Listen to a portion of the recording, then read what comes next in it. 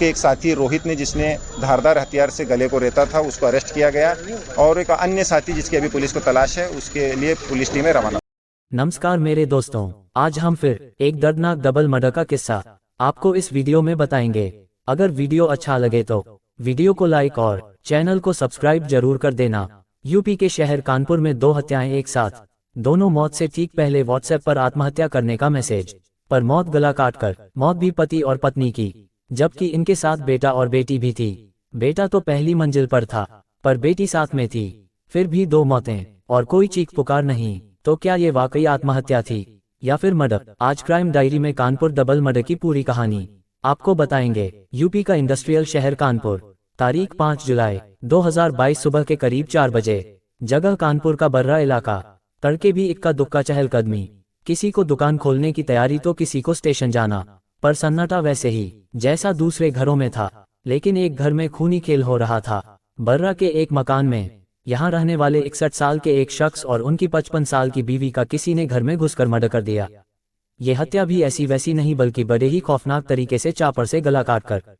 अब सूरज की किरणें रात के सन्नाटे चीर रही थीं, और उसी दरमियान बर्रा के घर से चीखें सुनाई देने लगी थीं। घर में 2 कत्ल और फिर भयंकर चीख पुकार। देखते ही देखते खबर मोहल्ले वालों तक पहुंची और अगले कुछ पलों में कानपुर पुलिस मौके वारदात पर मौजूद थी। कातिलों ने ऑर्डिनेंस फैक्ट्री के रिटायर्ड सुपरवाइजर मुन्नालाल और उनकी बीवी राजदेवी का कत्ल तब किया था जब दोनों गहरी नींद में सो रहे थे। रात के सन्नाटे और सुबह से ठीक पहले वाले अंधियारे में हुए इस कत्ल ने कई सवाल उठा दिए। मसलन, आखिर क्यों हुआ ये कत्ल? रात के अंधेरे में घर के अंदर घुसकर कातिलों ने आखिर क्यों ली एक बुजुर्ग दंपति की जान? मुन्नालाल और उनकी बीवी से किसी की भी ऐसी क्या दुश्मनी थी? इस घर में बुजुर्ग दंपति के अलावा उनका एक बेटा और बेटी भी रहते थे, लेकिन घर में हुई इतनी बड़ी वारदात का किसी को पता कैसे नहीं चला? और सबसे बड़ा सवाल ये कि आखिर रात के अंधेरे में कातिल चुपचाप घर के अंदर कैसे घुस आए? उनका किसी ने विरोध क्यों नहीं किया, या फिर विरोध किया तो चीखने चिल्लाने की आवाज बाहर तक क्यों नहीं आई? ऐसे तमाम सवाल पर जवाब अभी फिलहाल नहीं था। अब मामले की जांच के लिए पहुंची कानपुर पुलिस इन्हीं सवालों के जवाब टटोलने की कोशिश करने लगी और तफ्तीश घरवालों से पूछताछ के साथ ही शुरू होनी थी। इस परिवार के 4 में से 2 लोगों का तो कत्ल हो चुका था, बाकी बचे थे 2 लोग जिनसे पूछताछ जरूरी थी। लेकिन अपने माँ बाप को खोकर दंपति के बेटे और बेटी दोनों का बुरा हाल था। ऐसे में पुलिस के पास इंतजार करने के सिवाय कोई चारा नहीं था। तब तक मौका वारदात पर पहुंची फॉरेंसिक टीम ने तमाम सबूत इकट्ठा किए। दोनों लाशों को बरामद कर पोस्टमार्टम के लिए भिजवाया गया ताकि कत्ल का तरीका और साफ हो सके। और इसी के साथ पुलिस ने बुजुर्ग दंपति के मोबाइल फोन और उनके मोबाइल नंबरों की भी जांच शुरू की, ताकि अगर कोई संदिग्ध बात सामने आए तो उसकी पड़ताल की जा सके। अब मरने वाले के बेटे से पूछताछ की गई, तब उसने बताया कि आधी रात उसके माँ बाप की हत्या कातिलों ने चापर से गला काटकर कर दी और उसे कुछ पता ही नहीं चला, क्योंकि वो फर्स्ट फ्लोर पर बने कमरे में सो रहा था, जबकि नीचे उसके मम्मी पापा और उसकी बहन सो रही थी। पापा बाहर वाले कमरे में थे, जबकि मम्मी और बहन अंदर वाले कमरे में साथ सोई थी। सुबह सुबह उसकी बहन ने ही उसे ऊपर जाकर नींद से जगाया और बताया कि किसी ने उनके मम्मी पापा का कत्ल कर दिया है। हालांकि इस बयान के साथ साथ बेटे ने एक और गौर करने वाली बात कही, वो ये कि बीती रात को उसे चक्कर सा आ रहा था और उसे शक है कि किसी ने उनके खाने में कुछ मिला दिया था। मगर हैरानी की बात यह थी कि तब तक उनके घर में बाहर से कोई आया भी नहीं था। बेटे के इस बयान से 2 सवाल खड़े हो रहे थे। पहला तो ये कि जब कत्ल से पहले घर में बाहर से कोई आया नहीं था तो फिर उनके खाने में कोई नशीली चीज किसने मिलाई? और दूसरा ये कि जब बहन माँ के साथ ही सो रही थी तो फिर उसे अपनी माँ पर हुए हमले का पता क्यों नहीं चला? वाकई मामला बड़ा ही अजीब था। अब पुलिस ने इस घर की बेटी से पूछताछ शुरू की। कोमल ने भी तकरीबन वही कहानी सुनाई जो उसका भाई सुना रहा था, यानी कातिल आधी रात घर में घुसकर मम्मी पापा की जान लेकर चले गए और जब तक उसकी नींद खुली कातिल घर से निकल चुके थे। हालांकि उसने एक नई बात जरूर कही थी कि उसने 3 नकाबपोश कातिलों को घर से भागते हुए देखा था, और इनमें उसके भाई अनूप का छोटा वाला साला मयंक गुप्ता भी शामिल था।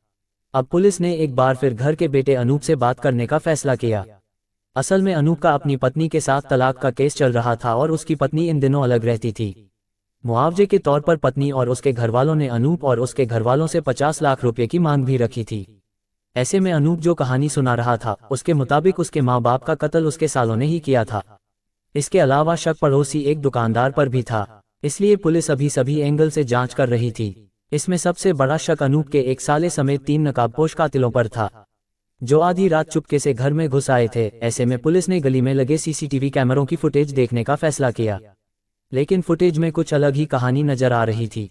फुटेज में 3 नकाबपोश कातिलों की जगह सिर्फ एक ही नकाबपोश शख्स खाली हाथ पैदल घर की तरफ आता दिख रहा था और करीब 1 घंटे के बाद वो पैदल ही वापस जाता भी दिखा, लेकिन वापसी में उसके साथ में एक बैग जरूर मौजूद था।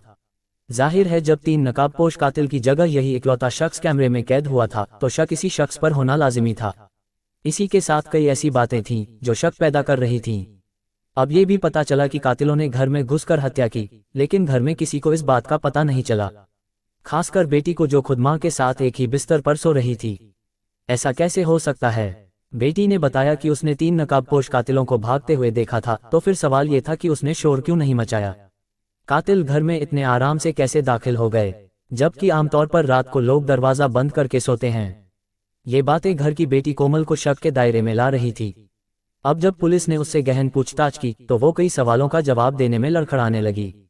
खासकर घर का दरवाजा खुला होने, कातिलों को देखने के बावजूद उसके चुप रह जाने, दो कत्ल के बावजूद खुद के बेखबर होने का उसके पास कोई जवाब नहीं था।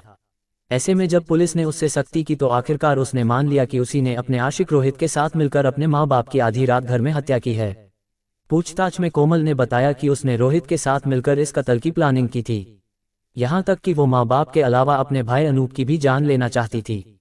कुछ इसी इरादे ने उसने बीती रात माँ बाप के साथ साथ भाई को भी जूस में जहर मिला कर दिया था, लेकिन भाई ने जूस पूरा नहीं पिया और जिंदा बच गया, जबकि माँ बाप जूस पीकर सो गए। कत्ल के दौरान भी आधी रात उसने ऊपर जाकर अपने भाई अनूप को जगाने की कोशिश की थी ताकि पैमी के हाथों उसका भी गला काट दिया जा सके, लेकिन गहरी नींद में सो रहे अनूप ने पहली बार में दरवाजा नहीं खोला और तब माँ बाप की जान लेकर ही आशिक रोहित फरार हो गया और प्लान बी के मुताबिक उसने अपने भाई को जगाकर माँ बाप के कत्ल का ड्रामा शुरू कर दिया। पुलिस की पूछताछ में घर की बेटी कोमल अपने माँ बाप की जान लेने की बात कबूल कर चुकी थी, लेकिन सवाल ये था आखिर एक बेटी ने अपने ही माँ बाप की जान क्यों ली, और वो भी इतने भयानक तरीके से। उसने कत्ल की ये पूरी साजिश कैसे रची और क्यों वो अपने भाई की भी जान लेना चाहती थी। पुलिस की पूछताछ में बेटी ने पूरी कहानी सुनाई। असल में कोमल को अब से कोई 24 साल पहले मुन्नालाल और राजदेवी ने अपने एक रिश्तेदार से गोद लिया था। उन्हें कोई बेटी नहीं थी, यही वजह है कि उन्होंने कोमल को गोद लेकर बड़े नाजों से पाला था, लेकिन उन्हें क्या पता था कि एक दिन उनकी यही गोद ली हुई बेटी उनके कत्ल की वजह बन जाएगी। कोमल उसी मोहल्ले में रहने वाले एक लड़के रोहित से प्यार करती थी और उससे शादी करना चाहती थी। कोमल के रोहित के भाई राहुल से भी अच्छे संबंध थे, लेकिन कोमल के माँ बाप इस रिश्ते पर राजी नहीं थे। उधर भाई अनूप का अपनी ही बीवी और ससुराल वालों से विवाद चल रहा था। ससुराल वाले 50 लाख रुपए मांग रहे थे और ऐसे मुन्नालाल अपना मकान बेचने के बारे में भी सोच विचार कर रहे थे, जिससे कोमल घबराने लगी थी। उसे लग रहा था कि अगर उसके पिता ने प्रॉपर्टी बेच दी तो उसे कुछ नहीं मिलेगा। ऐसे में एक तो पिता के प्रॉपर्टी की चाहत और दूसरा पैमी से शादी कर चैन की जिंदगी, इन दो ख्वाहिशों के चलते उसने इतनी बड़ी साजिश रच डाली। वो मारना तो अपने भाई को भी चाहती थी, इसलिए उसने उसके जूस में भी जहर मिला दिया था, लेकिन भाई ने जूस कड़वा होने की वजह से पूरा नहीं पिया और बच गया। इत्तेफाक से उसने खुद को जगाने की पहली कोशिश में दरवाजा भी नहीं खोला और इस तरह उसकी जान बच गई। कोमल ने अपने आशिक रोहित के भाई से मुंबई से जहर मंगवाया था जो उसने जूस में मिला दिया था। उसकी साजिश ये थी कि सभी को जूस में जहर मिलाकर मारने के बाद इसे आत्महत्या का रूप देना था। इसी इरादे से उसने अपने माता पिता के मोबाइल से खुद को एक आत्महत्या जैसा एक मैसेज भी भेजकर रख लिया था। वो इसे भाई के वैवाहिक विवाद के चलते तीनों के आत्महत्या का रूप देना चाहती थी, मगर इससे पहले कि उसकी साजिश कामयाब होती, दोहरे कत्ल का भेद खुल गया और वो पकड़ी गई।